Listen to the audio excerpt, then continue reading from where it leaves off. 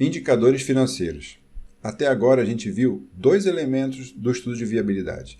Elementos que influenciam no estudo e elementos que compõem o estudo. Os elementos que influenciam no estudo são as estratégias comerciais, a estratégia de mercado, desenvolvimento do produto, tudo aquilo que a gente viu relacionado à empresa, ao negócio, ao empreendimento em si.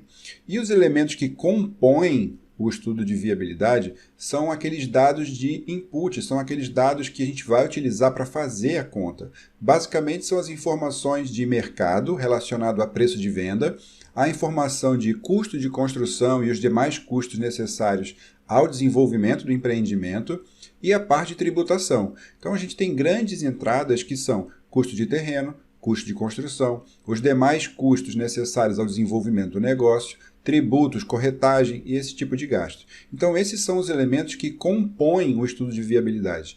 Com base nisso, a gente vai colocar essas informações dentro do estudo. Essas informações são influenciadas pelas demais, como a gente já comentou, e a partir disso são gerados dados. O que a gente vai ver agora é como analisar esses dados. O que eu faço com essa informação? O que eu faço com uma informação de velocidade de venda, com tabela de venda, com custo de construção, de expectativa de geração de receita, forma de pagamento? Como que tudo isso transforma em dados para que eu possa avaliar e aí sim tomar a decisão, desenvolver ou não desenvolver o empreendimento. Consigo melhorar a performance financeira dele, tem mais espaço para um ajuste de tabela, ou eu preciso fazer alguma adequação em termos de estratégia comercial para compatibilizar com o fluxo de caixa do empreendimento devido a uma característica da captação de recursos. Ou seja, tudo isso agora a gente vai ver através dos indicadores financeiros, que são os parâmetros que a gente vai utilizar dentro do estudo de viabilidade para analisar os resultados que são gerados e aí sim poder tomar a decisão. Então eu vou passar cada um dos parâmetros aqui, cada um dos indicadores financeiros, explicar o que é cada um deles, para no próximo módulo, quando a gente chegar na parte operacional, na parte prática de fazer a conta, a gente já está com toda a fundamentação resolvida. Ali eu não vou me preocupar mais em explicar o que são cada um daqueles elementos. A gente vai simplesmente usar esse ferramental. Então a gente vai começar aqui vendo o primeiro indicador financeiro, que é a TMA. A TMA é a taxa mínima de atratividade. É uma taxa de juros que representa o mínimo que o investidor se propõe a ganhar quando faz um investimento. Ou seja, a TMA é quanto que é interessante para o investidor ter de retorno em termos de juro daquele negócio. Normalmente, essa taxa mínima ela é usada em comparação com outras alternativas de investimento que o empreendedor tem, ou outras oportunidades de negócio. Essa taxa, a TMA, ela é formada a partir de três componentes básicos. Primeiro, o custo de oportunidade. O que é o custo de oportunidade? É a remuneração de investimentos ou de empreendimentos alternativos a desenvolver esse empreendimento. Ou seja, esse empreendimento vai me retornar X% de taxa de retorno, mas eu tenho outros tipos de negócio que me retornam outros valores. Então, se eu não colocar o dinheiro nesse negócio, eu posso colocar em outro que me retorna em outra proporção. Então, esse custo de oportunidade, ou seja, eu tirar o dinheiro de um outro negócio ou deixar de investir em um outro negócio para investir em empreendimento imobiliário. E aí a gente tem opções de comparação com opções de investimento de mercado, né, como caderneta de poupança, fundos de investimentos, investimentos diversos e até outros negócios. Portanto, cada empreendedor é que sabe a sua TMA com base no seu custo de oportunidade. Eu já tive estudos de empreendimento serem rejeitados porque o custo de oportunidade foi comparado com questões de agronegócio e de fazenda ou de lanchas e de motos. Então, era mais interessante para o empreendedor, naquele momento, investir em outro mercado totalmente diferente. Então, isso é muito particular. Outra componente é o risco do negócio. O quanto tem que remunerar o risco inerente de uma nova ação. Ou seja, quanto maior o risco, maior a remuneração esperada. E aí também a questão de sensibilidade, exposição ao risco, aceitação ao risco, Risco não é arriscado. Lógico que tudo envolve risco. Você está investindo dinheiro, você depende de uma velocidade de venda, você depende de uma forma de pagamento, você depende de uma aceitação do mercado em relação àquele produto. Tudo isso é risco, não é uma coisa garantida. Só que isso tudo é influenciado por todo o seu posicionamento, pela sua estratégia da empresa, pelo seu histórico, pelo know-how que você tem em desenvolvimento de produtos, em assessoria comercial. Tudo isso tende a reduzir o seu risco, porque vai refinando a qualidade das informações e dos dados e da forma de trabalho. Mas o risco do negócio também faz parte na composição da TMA. E outro ponto é a liquidez, que é a capacidade ou a velocidade que se pode sair de uma posição. Ou seja, a partir do momento que você começa o empreendimento imobiliário, duas coisas. Ele tem o prazo de duração dele e ele tem aquele dinheiro está preso. Você não consegue rapidamente desmobilizar aquilo. Então ele tem uma característica em relação à liquidez que vai compor a sua taxa mínima de atratividade. Então esses três elementos, o custo de oportunidade, o risco e a liquidez, comparados a outras possibilidades de negócio particulares de cada empreendedor, é que vão formar a taxa mínima de atratividade. Por isso, a taxa mínima de atratividade ela é pessoal e de cada empresa, e até em relação ao momento. Então, ela pode variar muito. Num primeiro momento, você pode tratar a sua TMA como sendo 10%, num determinado momento pode ser 15%, no outro pode ser 5%. Então isso não é um número fixo. Isso é sempre o resultado de uma análise de cenário, de uma análise do empreendimento e da consideração daqueles três elementos: o custo de oportunidade, o risco e a liquidez. Então esses três elementos vão compor a sua taxa mínima de atratividade, ou seja, quanto que você quer que aquele investimento, que o empreendimento te remunere por você estar colocando o seu esforço financeiro e se dedicando àquilo ali. Você que vai definir qual é a sua taxa mínima de atratividade. Outro indicador é o VPL. O VPL é o valor presente líquido. Ele também é conhecido como VAL, né, valor atual líquido, e é uma fórmula econômica financeira que ela é capaz de determinar o valor presente de pagamentos futuros, descontados a uma taxa. O que é isso? O empreendimento imobiliário ele tem um ciclo longo, ele tem um ciclo financeiro longo, 1 ano e meio, 2 anos, 3 anos e pode ter até mais. Então você precisa comparar a questão do dinheiro no tempo correto. Por quê? O tempo ele muda a capacidade de compra e o valor do dinheiro. Então você analisar uma somatório de fluxos de pagamentos ou de recebimentos diferentes, você precisa padronizar a questão da temporalidade. O que o VPL faz? Ele pega todo o comportamento do empreendimento futuro, todas as expectativas, né, de receita ao longo do tempo, define-se uma taxa, inflação ou alguma coisa do tipo, de desconto, e se traz todos os valores a valor presente. Ou seja, ele pega toda aquela receita diluída para o futuro e traz para o valor de hoje. Ou seja, aquilo tudo que vai acontecer no futuro, se fosse à vista hoje, equivale a quanto? Então, esse é o VPL. O VPL definido como a soma algébrica dos valores descontados do fluxo de caixa. Ou seja, é a diferença do valor presente das receitas menos o valor presente dos custos. Essa mesma ginástica de trazer a valor presente todas as receitas, eu faço também com todas as despesas, todos os gastos. Trazendo todas as receitas e todos os gastos a valor presente, a diferença entre os dois eu tenho o VPL do empreendimento. Então o VPL é uma forma de você medir o resultado financeiro do empreendimento num determinado momento, equalizando a questão de temporalidade. Se o empreendimento ele apresenta um VPL maior do que zero, ou seja, positivo, quer dizer que ele tem um saldo positivo e ele é economicamente viável, quer dizer que ele sobra mais. Tá? E se tiver um VPL negativo, quer dizer que ele dá prejuízo, ou seja, ele não é economicamente viável. Então isso é uma informação. Agora, se o quanto que ele é positivo é suficiente ou não, a gente precisa de outros indicadores para fazer essa análise. O VPL vai te dizer o seguinte: o saldo desse empreendimento é positivo ou negativo financeiramente avaliados, tudo numa mesma data, todos a mesma taxa de desconto.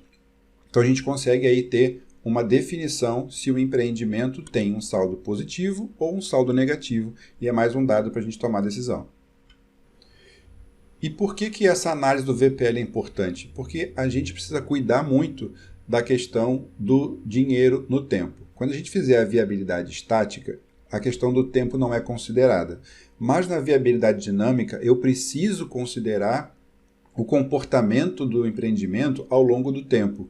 E ao longo do tempo, o efeito prazo impacta diferente os fluxos, tanto de receita quanto de gasto. Então é muito complicado, você não tem como comparar fluxos que acontecem em graus diferentes e em tempos diferentes. Como é que você vai comparar um gasto relacionado a uma entrada à vista e mais 20 parcelas com um outro que é uma entrada menor, mas são 5 parcelas? Qual que é mais negócio? Né? Qual a modalidade que é mais interessante? Inclusive para avaliar proposta de compra de apartamento. Né? Então, normalmente, o VPL também é interessante para você avaliar. O VPL pode ser até um parâmetro para você julgar, avaliar uma oferta, né? uma forma de pagamento do empreendimento. Isso dentro do contexto como um todo, receitas e despesas, todas as suas obrigações. E aí é importante ter como é que foi considerada, como é que foi tratado, como é que foi negociada a compra do terreno e como vai se desenvolver o andamento da obra, porque, como a gente viu, o custo de construção é o custo mais relevante. Então, como é que vai desenvolver? Como é que é a curva S do andamento físico da obra e como que acontece a curva do andamento financeiro da obra para você avaliar isso em relação à tua previsão de receita e da diferença desses dois trazidos a valor presente, descontar e ver se a expectativa é de um saldo positivo ou de um saldo negativo para o empreendimento. Outro índice financeiro também utilizado na viabilidade é a TIR, que é a taxa interna de retorno. A TIR de um empreendimento ela é a medida relativa, que demonstra quanto que rende um projeto de investimento considerando a mesma periodicidade dos fluxos de caixa do projeto. O que é isso? Ela é a taxa de desconto que zera o VPL. Se o VPL deu mais do que zero, deu um saldo positivo, ou seja, ele te retorna alguma coisa. A TIR é esse VPL zerando corresponde a que taxa interna de retorno? Ou seja, faz com que todas as entradas se igualem às saídas do fluxo de caixa do empreendimento. Ou seja, vai me dizer a que taxa aquele empreendimento está remunerando. O VPL te dá um valor em dinheiro, a TIR te dá o correspondente em taxa daquele resultado. A taxa interna de retorno menor do que a taxa mínima de atratividade, o investimento não é economicamente atrativo. Por quê? A taxa mínima de atratividade é a taxa que você definiu como sendo interessante. Por exemplo, eu só vou tocar esse negócio se der pelo menos 10%. Então, essa é a minha TMA. A minha taxa mínima de atratividade é 10%. Quando você fez o cálculo do VPL, você viu que deu um resultado positivo, ou seja, o empreendimento dá resultado. Você já sabe que tem uma geração de caixa positiva. Agora, isso corresponde a que taxa? Quando você zera o VPL, ou seja, você vai aumentando aquela taxa de desconto, porque o VPL é trazer todo o fluxo a um valor presente a uma determinada taxa de desconto. Quando você vai alterando essa taxa de desconto, subindo ela para esse VPL zerar, essa é a sua taxa interna de retorno, ou seja, quanto que o empreendimento está te retornando em termos de taxa. E aí você compara. Se a taxa interna de retorno for menor do que a taxa mínima de atratividade, você não tem um empreendimento interessante economicamente para você, porque você definiu que a sua taxa mínima era 10. Se a TIR der menos do que 10, ela não é interessante para você. Tá? Então, é mais um indicador, é mais uma referência para você buscar um dado e ajudar, junto com outros, a tomar a decisão. Matematicamente, a TIR ela é calculada dessa maneira, né? Um somatório dos fluxos de caixa descontados a uma taxa, que é essa TIR, que zera o valor presente líquido. Aqui está só a título de exemplificação, que tanto em planilha em Excel quanto calculadora ou softwares específicos de viabilidade fazem essa conta automaticamente. Outro indicador aqui que é importante, e esse está associado ao que a gente já comentou sobre fluxo de caixa, que é a exposição máxima de caixa. A exposição máxima de caixa calcula todo o dinheiro que é preciso para executar o empreendimento, até que os custos sejam bancados pela receita. A gente já viu que o fluxo de caixa do empreendimento ele é desbalanceado. Ele tem um momento de muita saída e depois uma pancada de receita. Por quê? Durante o desenvolvimento do empreendimento, normalmente, as receitas não são suficientes para bancar todo o gasto. Porque as receitas vêm de uma estratégia de venda, onde normalmente o cliente ele paga uma pequena parte durante o empreendimento e ele vai normalmente financiar o restante após a ocupação. Então, esse pequeno percentual que é ou de sinal ou das parcelas durante a execução, normalmente não são suficientes para bancar todos os custos da execução do empreendimento. Com isso, é necessário aportes sucessivos, ou de recurso próprio, ou de financiamento bancário, ou de investidores, como a gente já viu. Agora, a somatório de todos esses aportes é que vai me dar a exposição máxima de caixa. Com esse dado é que é possível saber se você vai cobrir os custos das operações, né, que você precisa sustentar, ou você precisa buscar recurso para isso. Você pode ter, de repente, esse empreendimento, essa parte custeada pela geração de caixa de outro negócio, ou de um financiamento, de uma série de opções, como a gente já viu na parte de funding. Então, aqui nesse exemplo, é o mesmo exemplo que eu já trouxe na outra aula, é a geração de caixa de um empreendimento imobiliário. Então, nesse caso, a gente tem, no primeiro momento, um saldo de caixa pequeno, né, naquela parte inicial ali de projeto, desenvolvimento, aprovação, stand, o começo de venda. Depois, uma sequência de saldos negativos, ou seja, sai muito mais dinheiro do que entra do empreendimento, porque você tem não só a velocidade de venda, porque não está tudo vendido no primeiro momento, mas também com parcelas e pagamentos menores do que o necessário para desenvolver o empreendimento. Então você tem aí um acumulado de saldo negativo que nesse caso aqui, nesse exemplo, vai chegar ali perto de 10 milhões. O que é isso? Essa informação me diz que o empreendimento tem que ter capacidade de arcar com essa curva de desembolso até uma exposição máxima de caixa de 10 milhões. Eu não preciso ter os 10 milhões no momento zero do empreendimento, mas se somar todos os aportes que são necessários para que o empreendimento aconteça, vai dar 10 milhões. Então essa informação é importante para evitar, como a gente já conversou, para evitar surpresas e para evitar paralisações na obra ou para evitar postergação que não foi programada, porque isso vai fatalmente acarretar em aumento de custo.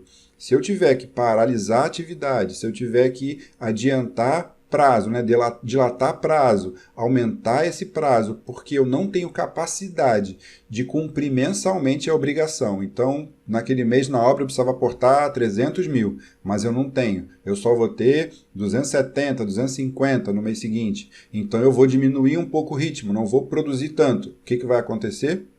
Eu vou ter fatalmente um aumento de custo, um aumento principalmente relacionado a custo indireto.